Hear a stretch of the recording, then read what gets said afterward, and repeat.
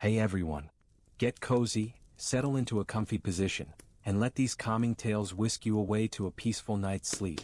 Drop a comment below on what time and from where you are watching this video and share your own late-night ritual that helps you drift off.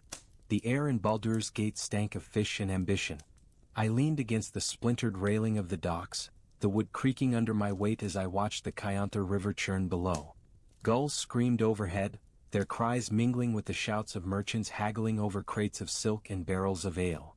The city was alive, a beast of stone and secrets, and I was just another soul caught in its jaws. My name's Kael, a nobody with a knack for noticing things others miss, a skill that's kept me alive and, more importantly, fed in this sprawling maze of a city. I wasn't born here. No, I came from a speck of a village far up the coast, where the biggest scandal was a cow wandering into the wrong pasture. But Baldur's Gate? This place was a labyrinth of schemes, where every smile hid a dagger and every deal had a catch. I'd been here 5 years, scraping by as a courier, a messenger for those too important, or too paranoid, to carry their own secrets. It paid enough to keep a roof over my head and a mug of something strong in my hand, but not much more. Today, though, something felt off. The docks were busier than usual, with sailors unloading crates under the watchful eyes of flaming fist guards. Their red gauntlets gleamed in the midday sun, a reminder that the city's law was never far away. I adjusted the satchel slung across my shoulder, its leather worn thin from years of use. Inside was a sealed letter, my latest job, handed to me by a hooded figure in a tavern last night. "Deliver this to the Black Dog Inn by dusk," they'd said, their voice low and raspy. No questions, no detours. The coin they slid across the table was heavy, too heavy for a simple letter. That's what had me on edge. I pushed off the railing and started toward the lower city, weaving through the crowd. The streets were narrow, lined with crooked buildings that leaned toward each other like drunks sharing secrets. A fishmonger called out prices, his voice hoarse from years of shouting. A pair of children darted past, chasing a mangy cat, their laughter sharp and fleeting. I kept my head down, my hand resting on the dagger at my hip. In Baldur's Gate, trust was a luxury I couldn't afford. The Black Dog Inn sat in a grimy corner of the lower city, its sign swinging lazily in the breeze. The place was a dive, all chipped tables and sticky floors, but it was a hub for whispers, rumors, deals, betrayals. I stepped inside, the scent of stale beer and burnt stew hitting me like a fist. The inn was half empty, save for a few sailors nursing mugs and a bard strumming a lute in the corner. I scanned the room, looking for the contact the hooded figure had described. A woman with a scar across her left cheek, wearing a green cloak. She was there, tucked into a booth near the back, her hood up but the scar visible, a jagged line catching the dim light. I approached, keeping my steps casual, and slid into the seat across from her. Her eyes flicked up, sharp and cold, like a hawk sizing up prey. "You're late," she said, her voice low but edged with steel. "Streets are crowded," I replied, setting the satchel on the table. "You're lucky I'm here at all." She didn't smile, just reached for the satchel and pulled out the letter. Her fingers were quick, practiced as she broke the seal and scanned the contents. I caught a glimpse of tight, slanted handwriting, but I didn't try to read it. Curiosity like that gets you killed in Baldur's Gate. "It's what I expected," she said, folding the letter and tucking it into her cloak. She slid a small pouch across the table. "Your payment." I picked it up, the weight of the coins reassuring. "Pleasure doing business," I said, standing to leave. Her hand shot out, grabbing my wrist. "Sit," she said, her grip like iron. "We're not done." I froze, my pulse quickening. This wasn't part of the deal. I sat back down, my hand inching toward my dagger under the table. "What's this about?" She leaned forward, her scar seeming to deepen in the shadows. "You're good at what you do, Kael. Too good to be just a courier.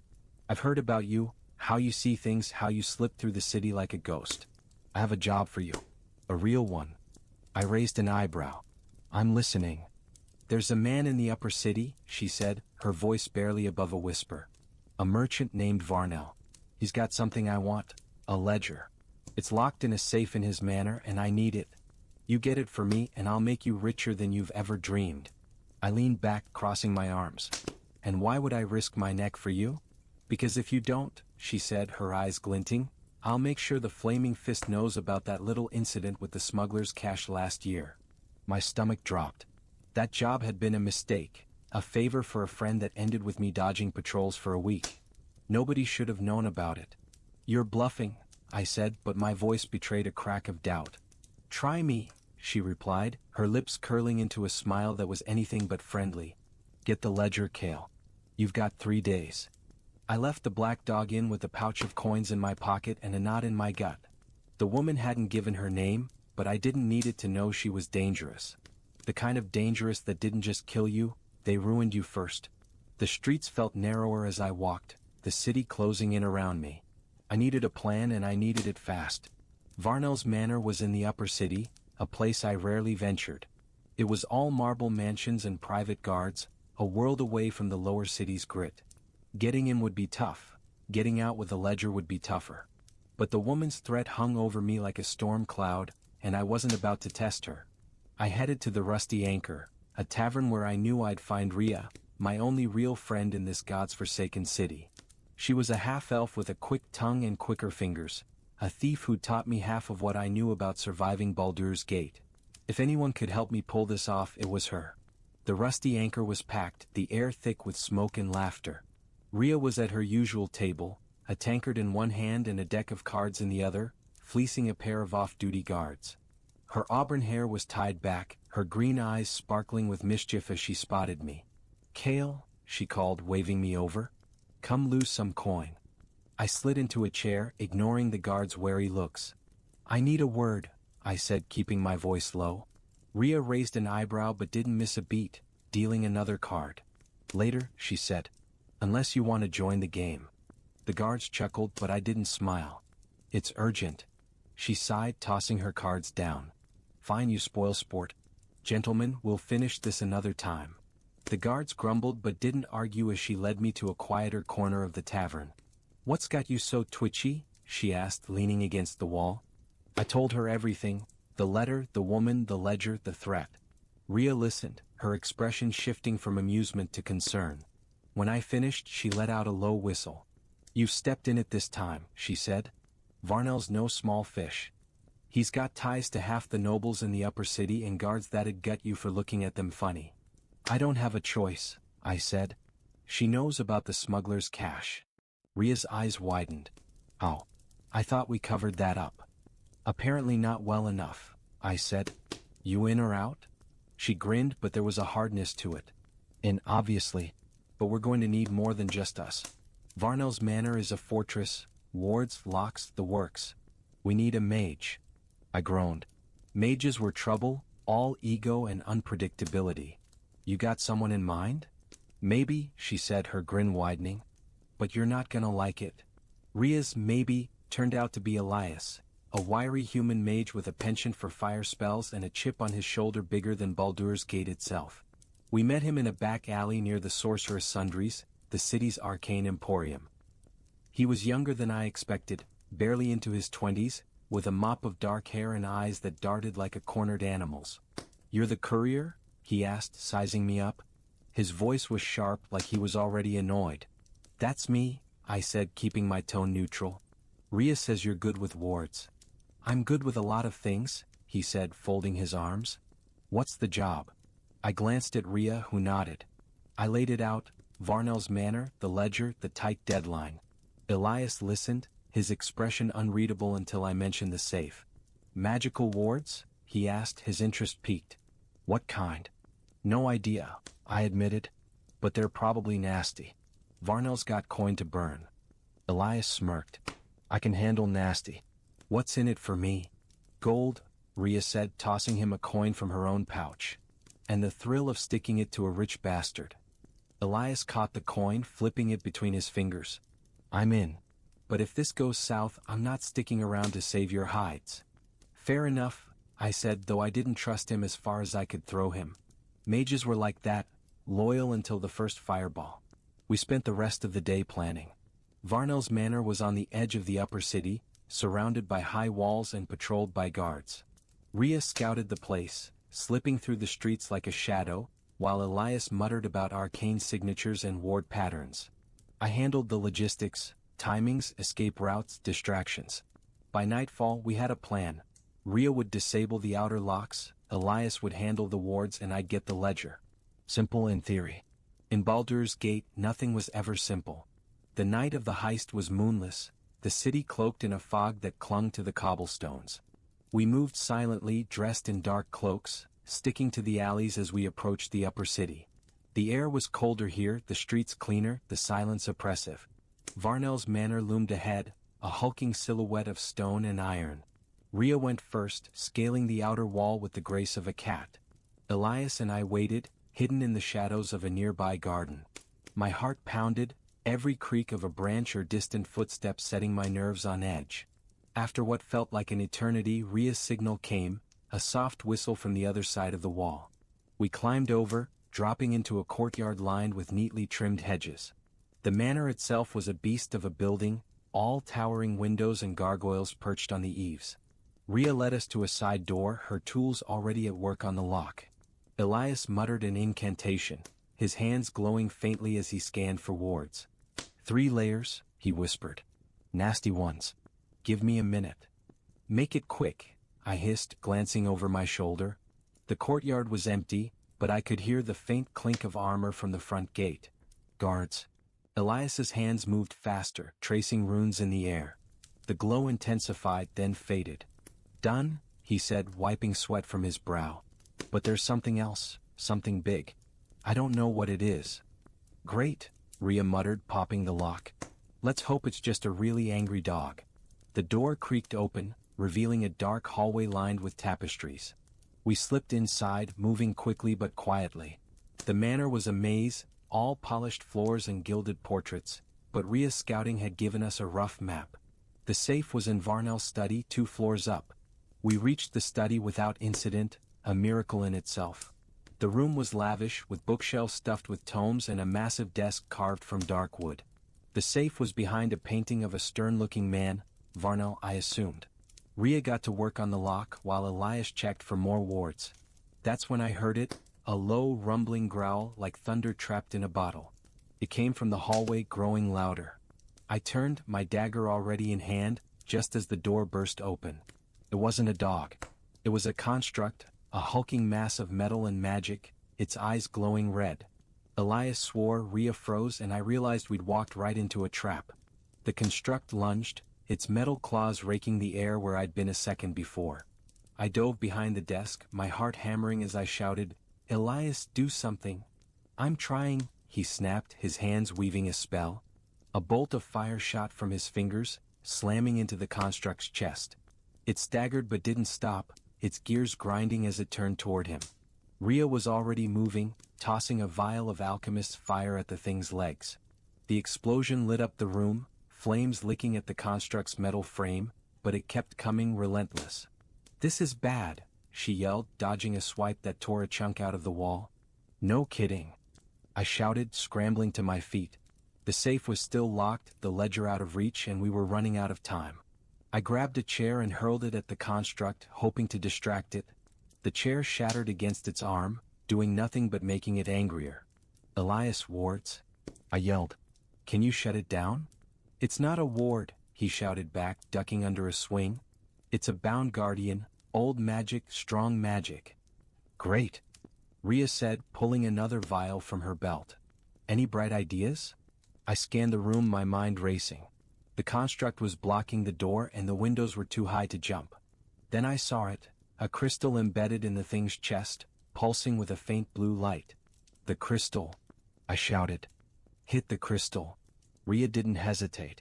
She threw the vial, and it shattered against the construct's chest, the alchemist's fire eating into the crystal. The construct froze, its eyes flickering, then collapsed with a deafening crash, its metal limbs twitching. We stood there, panting, the room reeking of burnt metal and chemicals.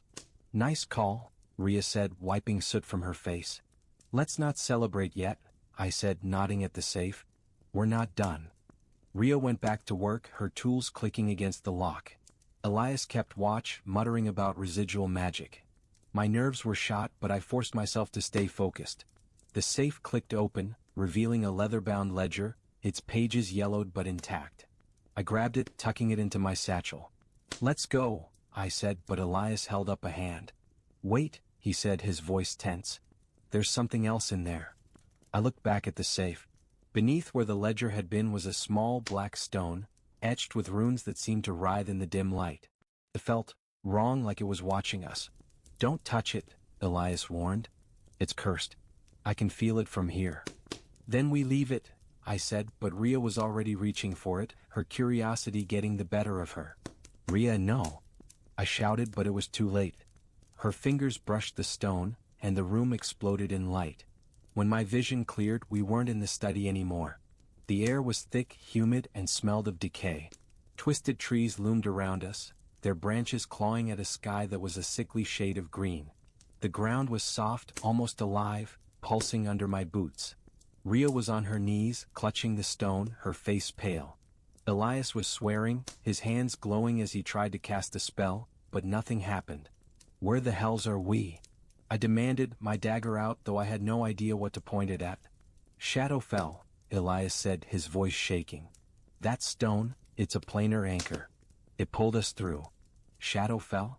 Rhea repeated, standing shakily. "As in, the plane of eternal gloom? That Shadowfell?" "Unless you know another one," Elias snapped. "We need to find a way back. Now." I looked around, my stomach twisting. The Shadowfell was a nightmare, a mirror of the material plane where everything was wrong, darker, crueler. The ledger was still in my satchel, but the stone in Rhea's hand was our real problem. "Can we use it to get back?" I asked. Elias shook his head. "Not without a ritual. And we don't have the components, or the time." A low, guttural howl echoed through the trees, sending a chill down my spine. "We're not alone," I said, gripping my dagger tighter. Rhea tucked the stone into her pouch, her jaw set. "Then we moved. Find a way out before something finds us." We started through the forest, the air growing colder with every step. The howls grew louder, closer, and I couldn't shake the feeling that the trees themselves were watching us. Baldur's Gate was a dangerous place, but this was something else entirely. We moved quickly, the twisted forest closing in around us. The howls were relentless now, a pack of something stalking us through the gloom. Elias led the way, his hands still glowing faintly, though his spells were weaker here, drained by the Shadowfell's oppressive magic. Rhea stayed close, her eyes darting to every shadow, while I brought up the rear, my dagger ready for whatever was hunting us. The ledger felt heavier in my satchel, like it was anchoring me to this nightmare. I didn't know what was in it, but it had to be important. Important enough to trap a manor with a planar anchor. The woman with the scar had known more than she'd let on, and I was starting to think this job was a setup from the start. "We need a plan," I said, my voice low. "We can't just wander." "There's a rift," Elias said, not looking back. "A tear in the plane. If we can find it, we can get back to Baldur's Gate." "And how do we find it?" Rhea asked, her tone sharp. "Magic," Elias said, like it was obvious. "There's a pull, a disturbance. I can feel it." I didn't like relying on Elias's instincts, but we didn't have much choice. The howls were closer now, and I caught glimpses of shapes moving in the fog, lean, hunched figures with glowing eyes. "Whatever we're doing, we need to do it fast," I said. We pushed through a clearing, the ground slick with black moss. In the center was a stone altar, its surface carved with the same writhing runes as the stone Rhea carried. Elias stopped, his eyes narrowing. "This is it," he said. "The rift is here." "Then let's use it," Rhea said, but her voice faltered as the howls turned into snarls. The shapes in the fog were circling us now, their forms clearer, skeletal hounds with flesh like smoke, their teeth glinting in the dim light. "Shades," Elias said, his voice tight. "Don't let them touch you." I didn't need to be told twice. I drew my dagger, its blade feeling pitifully small. Rhea pulled a pair of throwing knives, her stance low and ready. Elias began chanting, his hands tracing runes that glowed faintly in the air. The shades lunged, and the clearing erupted into chaos. I slashed at one, my dagger passing through its body like smoke, but it recoiled, shrieking. Rhea's knives found their mark, pinning two shades to the ground, where they writhed and dissolved. Elias's spell flared, a burst of light that scattered the pack, but more were coming, their eyes like beacons in the fog. "Elias, hurry!" I shouted, dodging a claw that tore through my cloak. "I'm trying," he yelled, his hands shaking as he worked the ritual. The air around the altar shimmered, a tear in reality forming, but it was slow, too slow.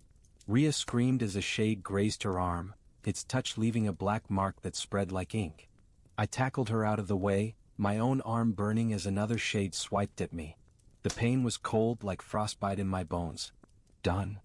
Elias shouted and the tear widened, a blinding light spilling out.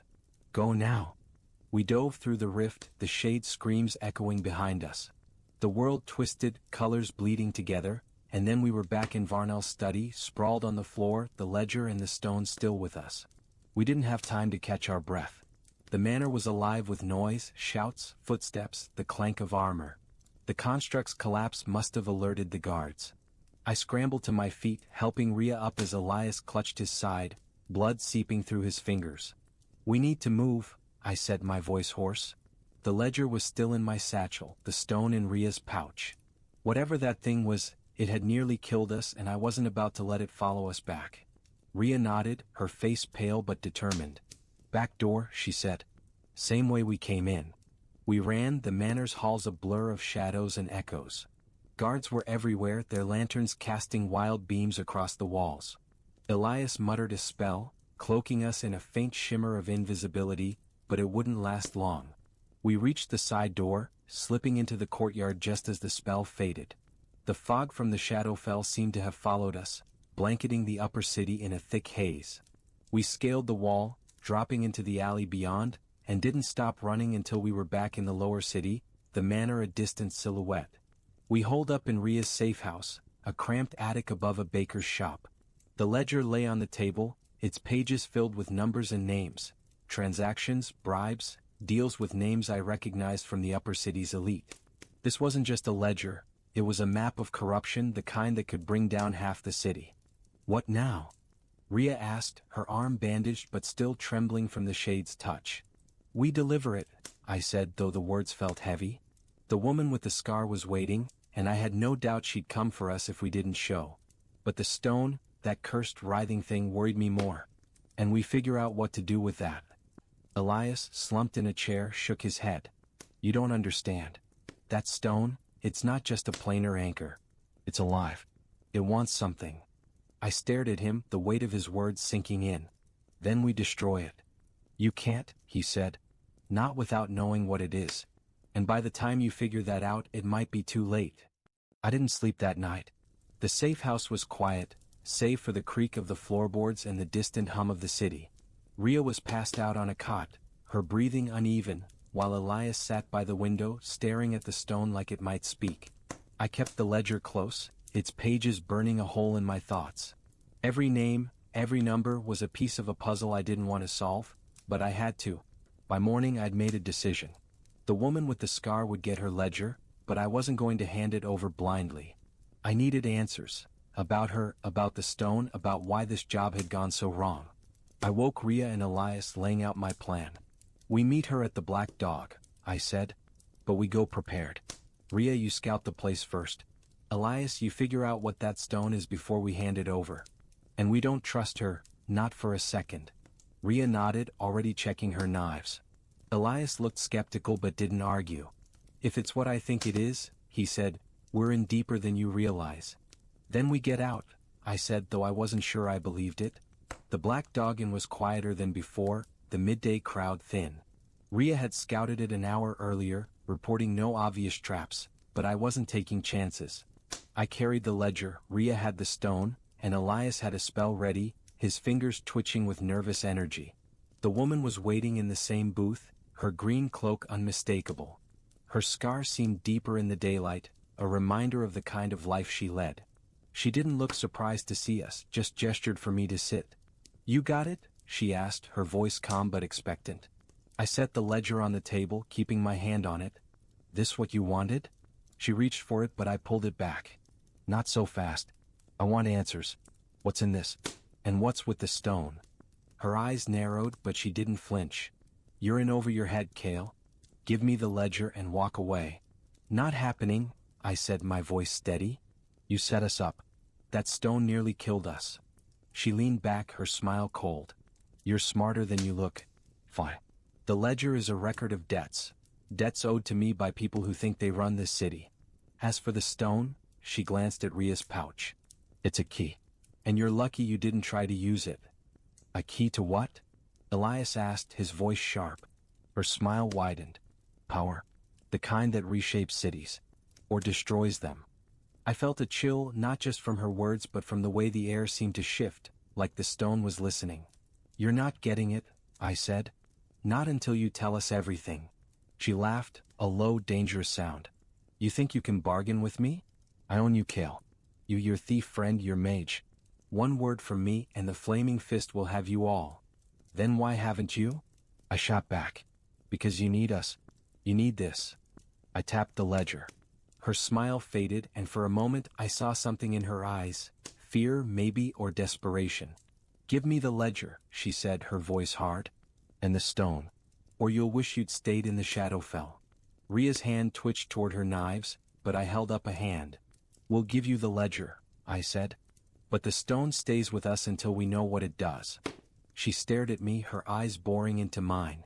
Then slowly she nodded. Fine. But you're playing a dangerous game, Kael. Don't think you'll win. I handed over the ledger, my gut screaming that it was a mistake, but we needed time. Time to figure out the stone, time to understand what we'd stumbled into. The woman took the ledger, slipping it into her cloak without a word. She stood, her movements sharp, and left the inn, the door swinging shut behind her. Rhea let out a breath. That was a bad idea.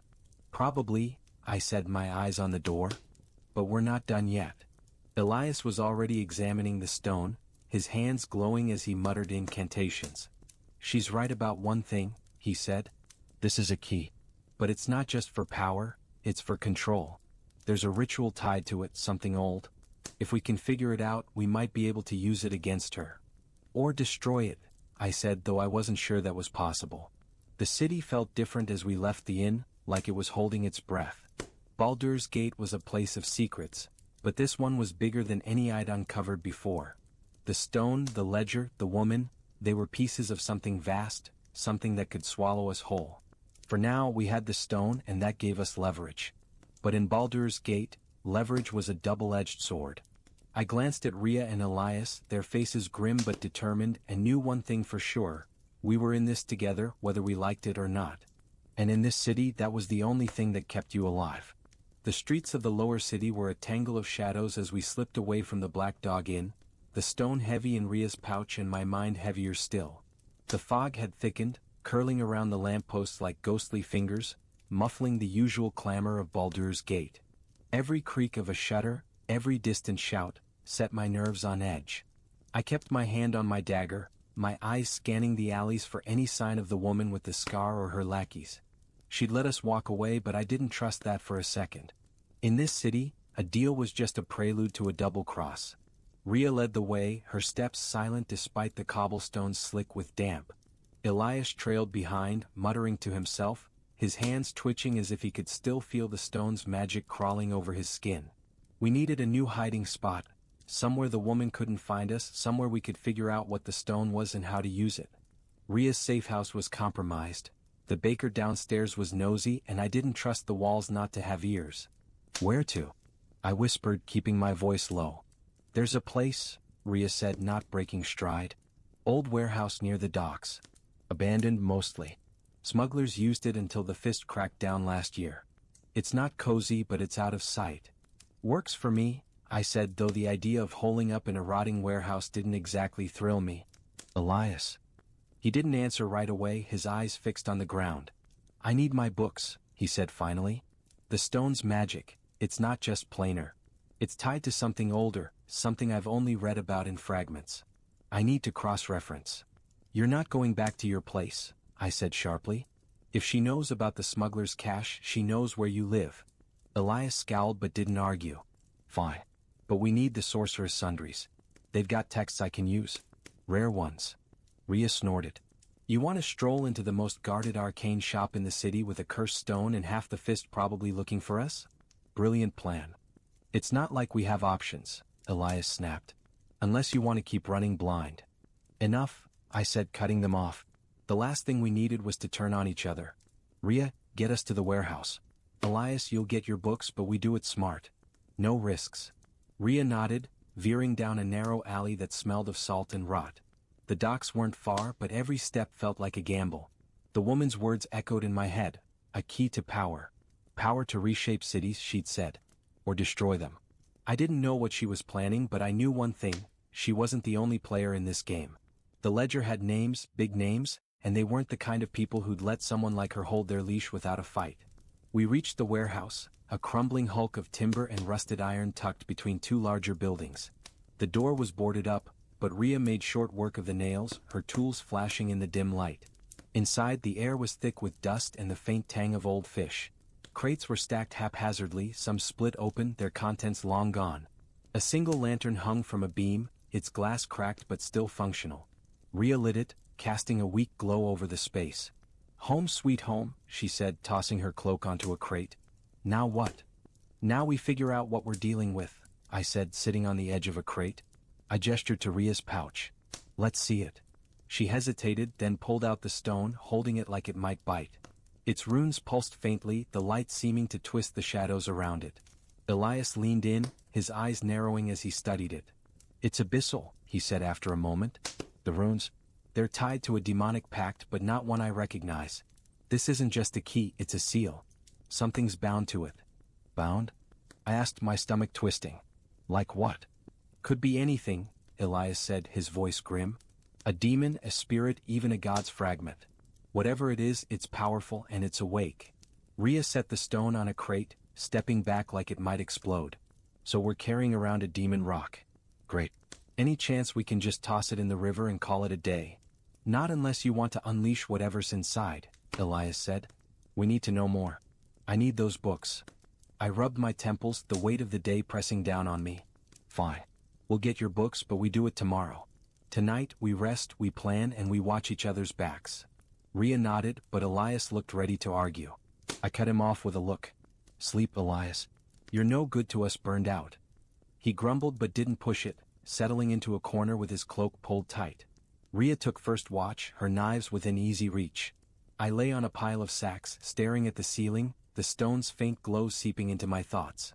Baldur's Gate had always been a city of traps, but this one felt personal, like the city itself was testing me.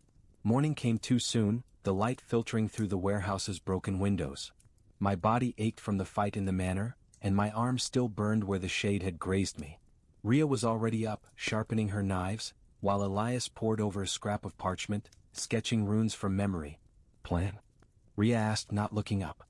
"We hit the sorcerer's sundries," I said, stretching. "But we go in as customers, not thieves. Elias, you know what you're looking for?" "More or less," he said, his tone clipped. "There's a tome, Arcana of the Forgotten Plains. It's got references to abyssal seals. If it's anywhere, it's there." "Then we move fast," I said. "In and out before anyone notices." The sorcerer's sundries was a fortress of magic, its spires looming over the lower city like a warning. Getting in was easy, coin and a good story could open most doors in Baldur's Gate, but staying unnoticed would be harder. The place was crawling with mages, apprentices, and wards that could sniff out trouble faster than a bloodhound. We dressed as merchants, cloaks and tunics borrowed from Rhea's stash of disguises. The stone stayed in her pouch, hidden under layers of fabric. I didn't like bringing it, but leaving it unguarded was worse. The streets were busier now, the fog burned off by the morning sun, and the city buzzed with its usual chaos. Vendors shouting, carts rattling, flaming fist patrols marching in lockstep. The sundries' doors were massive, carved with runes that glowed faintly as we approached. Inside, the air was thick with the scent of parchment and ozone, shelves towering with books, scrolls, and artifacts that hummed with power. A clerk, a wiry gnome with spectacles perched on his nose, greeted us with a practiced smile. "Welcome, welcome," he said, his voice too cheerful for my liking. "What brings you to the sundries today?" "Research," Elias said smoothly, stepping forward. "I'm looking for a specific tome, Arcana of the Forgotten Plains. Do you have it?" The gnome's smile faltered just for a second. "A rare request," he said, adjusting his spectacles. "Let me check the catalog." He shuffled off, leaving us to browse. I kept my eyes on the other patrons, mostly robed scholars, but a few looked like they didn't belong, their hands lingering too long near their belts. Rhea nudged me, her gaze flicking to a man in a dark cloak near the back. He was watching us, his face half hidden by his hood. "Trouble?" she whispered. "Keep moving," I said, my hand brushing my dagger.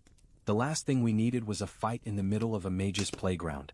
The gnome returned, his smile back in place. "You're in luck.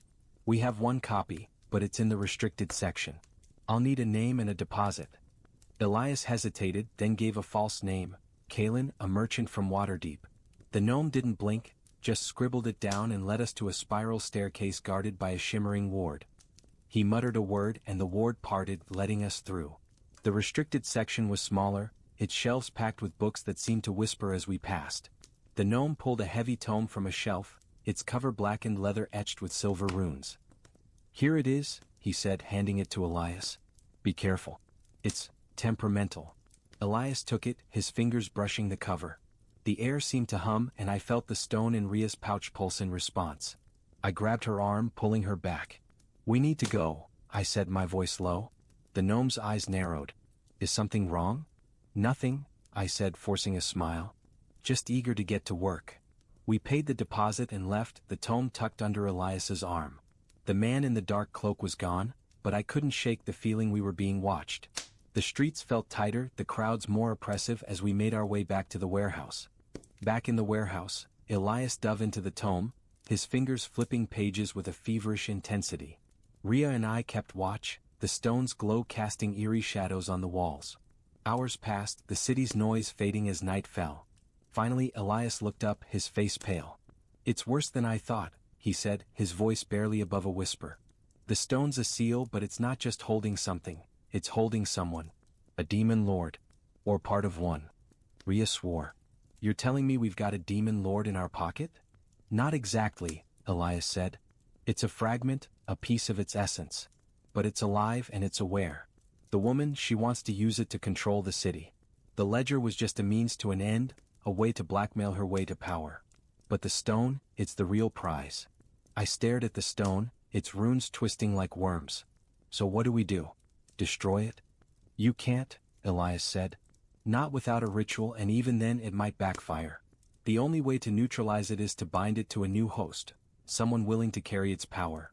"Willing?" Ria scoffed. "Who'd be stupid enough to do that?" Elias didn't answer, but his eyes flicked to me and I felt a chill. "No," I said. "Not a chance." "It's not what you think," he said quickly. "It's not possession. It's containment. You be a vessel, nothing more. We could use it to stop her. Or it could use me," I said, my voice hard. "Find another way." "There might not be another way," Elias said, his tone desperate. "She's not working alone. The tome mentions a cult, servants of the abyss.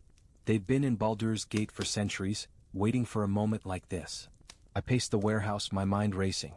A cult, a demon lord, a woman who knew too much. This was bigger than a simple heist. We were pawns in a game we didn't understand, and the stone was the key to it all. I stopped, looking at Ria and Elias.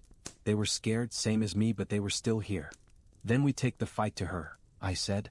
"We find her, we expose her, and we end this before it ends us." Ria grinned, her fear giving way to defiance. "Now you're talking." Elias nodded, though his eyes were still on the stone. "We'll need help. The Fist maybe.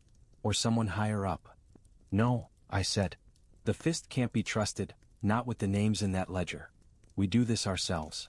The next day we split up. Ria scouted the lower city, looking for any sign of the woman or her allies. Elias stayed in the warehouse, digging deeper into the tome. I went to the one place I knew I could find answers. The Blushing Mermaid, a tavern known for loose tongues and looser morals. If the servants of the abyss were real, someone there would know something. The Mermaid was a dive, its air thick with smoke and the stench of cheap wine. I slipped in, keeping my hood up, and found a table near the bar.